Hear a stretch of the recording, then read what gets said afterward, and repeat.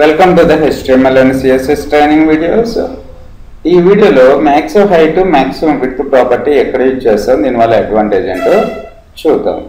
ఇక్కడ చూసినట్టయితే మనకి ఈ పేజ్లో మనకి 3 ఇమేజెస్ ఉన్నాయి. First image shruti.jpg, aa.jpg, pk.jpg 3 image tags ద్వారా వీటిని సెర్చ్ చేశాను. అయితే వీటికి టైటిల్ అండ్ ఆల్ట్ అట్రిబ్యూట్ని రాయలేదు. ఇది మాత్రం చాలా ఇంపార్టెంట్. ఆల్ట్ అట్రిబ్యూట్ చాలా ఇంపార్టెంట్ ఇమేజ్కి, అండ్ నేమ్ కూడా. సో మీరు ఇమేజ్ని అప్లోడ్ చేసేటప్పుడు ఇమేజ్ నేమ్ని ఎగ్జాక్ట్ నేమ్ తోటి చేంజ్ చేయండి.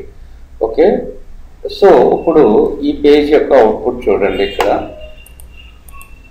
మనం చూసినట్టయితే ఇమేజ్ శృతి ఇమేజ్ చిన్నగా ఉంది కాబట్టి కరెక్ట్గా డిస్ప్లే అయింది. కాకపోతే విజయవాడ ఇమేజ్ మాత్రం పెద్దది, సో మనం మూవ్ చేయాల్సి వస్తుంది చూడాలంటే. ఒక పీకే ఇమేజ్ చూసినట్టయితే ఇది చాలా పెద్దగా ఉంది. సో ఈ ఇమేజ్ అన్నీ కూడా సేమ్ హైట్ సేమ్ విడ్త్లో నాకు పేజ్ మీద డిస్ప్లే కావాలి. సో ఇది ఎందుకు ఇలా డిస్ప్లే అవుతుందంటే డివ్ని నేను ఈ డివ్ని ఫిక్స్డ్ పొజిషన్గా తీసుకున్నాను కాబట్టి నాకు ఇలా డిస్ప్లే అవుతుంది.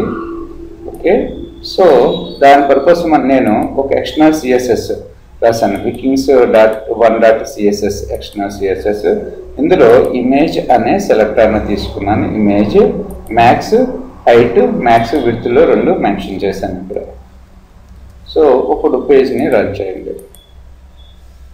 చూసినట్టయితే సో ఇదే పేజ్ని రిఫ్రెష్ చేస్తున్నాను.